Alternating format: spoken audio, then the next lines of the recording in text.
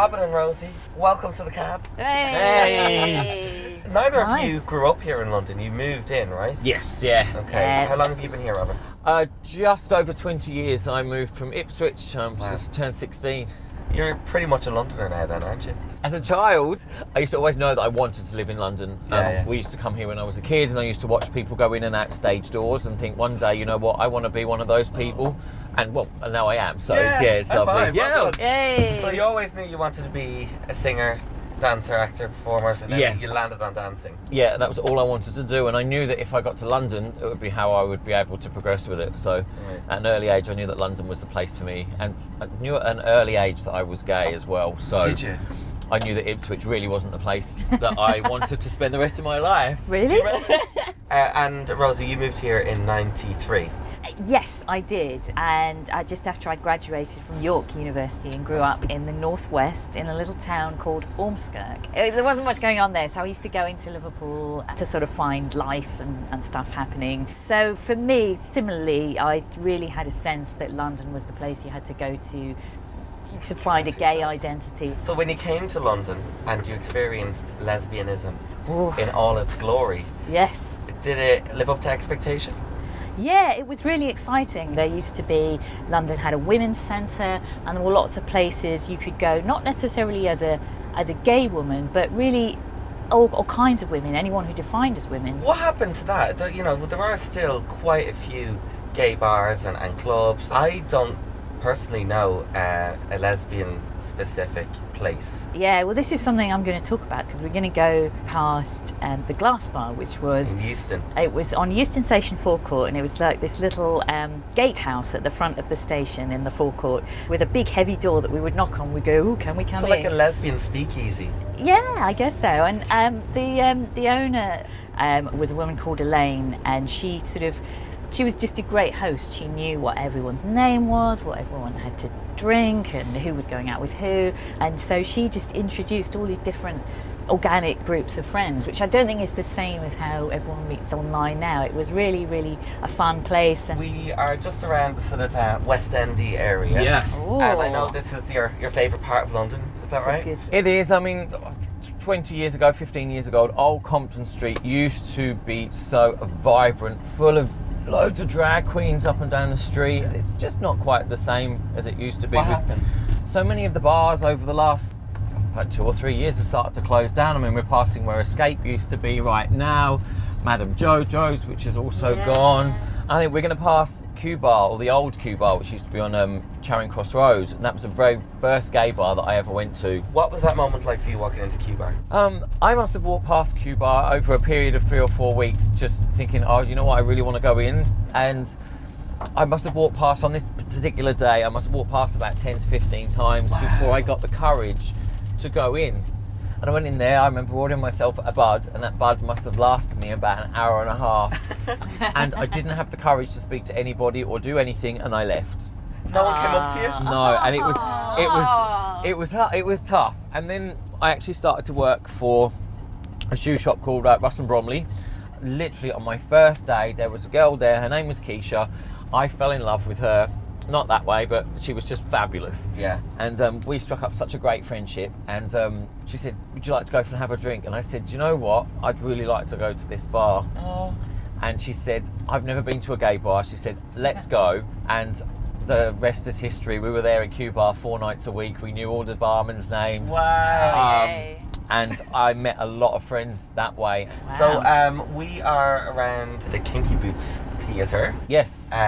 Why has that got significance to you? My ex-boyfriend Marcus Collins, he was in Kinky Boots for a year, and Marcus was a wonderful guy. Sadly, it didn't work out, and it was hard being a gay couple in public profile. That was quite difficult because we were kind of, everybody was watching everything and what we did and how our relationship was, and I wonder perhaps if we weren't, it might have been a little bit different. A lot of people come to a place like this, London, to feel safe, to find their community, as you guys did. What would you say to someone who can't do that?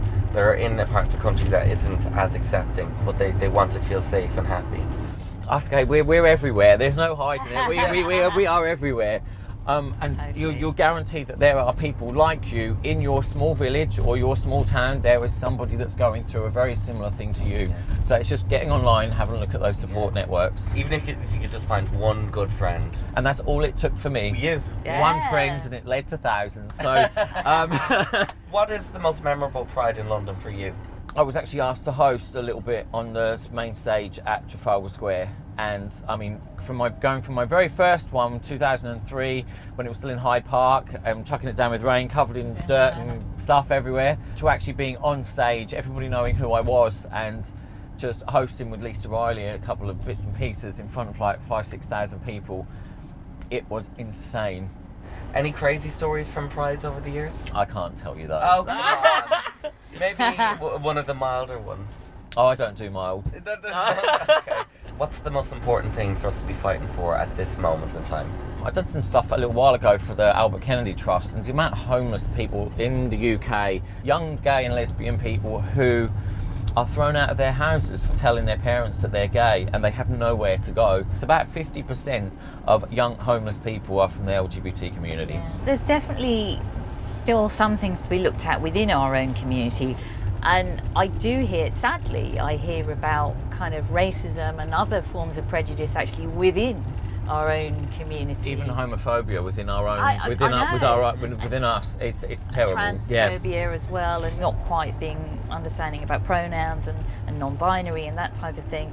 And I think there's a lot of stuff to keep thinking about, being aware about ourselves too. Public displays of affection in London, is it something that you feel comfortable doing? I do now.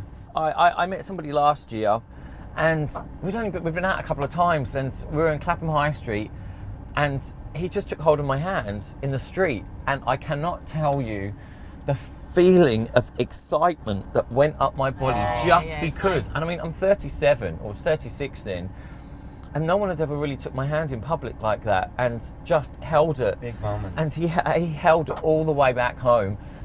And it just then became a normal thing. He'd hold my hand everywhere, and I fell in love with him like that. Do you think London is a good place to do that? Is it safe to do it here? Even today, you're still going to get the odd comment here and there, and depending on what area you're in. But generally, if you are in central London, in Soho, you should be able to hold your partner's hand, put your arm around them, give them a kiss, do whatever you want to them within reason. In public. Yeah, and I've done it a few times myself, and no one even bats an eyelid. Yeah. And it's when they don't notice that it feels the best. Yeah. Because it's just you and him, or you and her. Yeah. It just doesn't matter to anybody else. Yeah. Your coming out sort of story, was that an easy process for you, or how did your family and friends take it? I didn't actually come out really until I was 17. I was with a troupe of UK dancers, and we'd gone over to Holland to do the Dutch Championships. And afterwards we were playing a drinking game, and then Truth or Dare started, and I think they just wanted me to tell them. And eventually I did, and I ran outside, and one of the guys come out, and he took off his coat, put it around me, and he said, "We all know, do you know what, we don't care." Oh. And it was that moment that in the dance world, in the ballroom world, everybody then knew, and I was fine, and I lived that life. But I never told anybody at home, so I had two lives. Wow. And I got engaged in 2000, about 4 or 5 years ago, and in a helicopter above the Statue of Liberty, Lisa Riley pulled the rings off of her nipples because we couldn't take a bag up there. Long story. Wow. And the Daily Mirror were reporting that the next day, so I had to call my mum and say, "Mum, just so you know, I got engaged today." And she was like, "Oh, really? That's wonderful." And then she went, "Who to?" And I went, "You know that guy that came over with Hayley, who was my sister, the other week?" She said, yeah. I said, "To him." And there was this pause on the phone. And then she went, "Oh my God, do you know what? Tell me all about it. That's wonderful." Oh, good. And that was that. And do you know what? My relationship with my mother changed immediately. She now knows about everything, who I meet. And I'm able to talk about that other life that I'd always kept from her, and I've realised now I didn't need to keep it from her. And it's our relationship's grown an awful lot because of that. Yeah, what a beautiful thing. Well, I suppose in a way my mum kind of guessed. And so one day I can remember I was sort of kind of sunbathing out in the garden in our little little cul-de-sac, and my mum kind of came out having just been doing her aerobics video, and she had her sort of leotard on, and she said, "Oh, I wouldn't mind if I had a daughter who was a lesbian." Oh.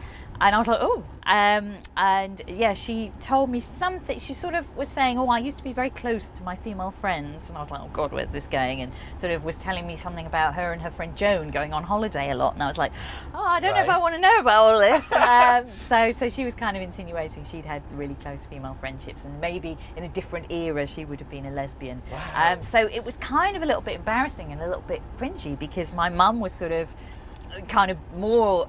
kind of okay with me being gay than I was. What would you say is the biggest piece of advice for someone that's on the brink of coming out? They're about to do it, they're maybe not sure. What would you say to them? Well, I think the first thing is come out to yourself, That's isn't it? That's what I always say.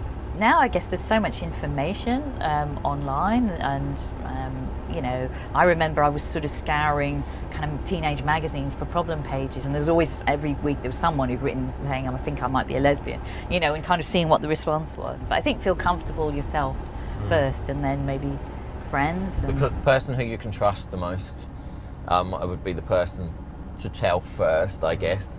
Nowadays, you know somebody who is gay. Yeah. It doesn't matter where you live or where you are, you'll definitely know somebody who is, and perhaps they're the best person to speak to.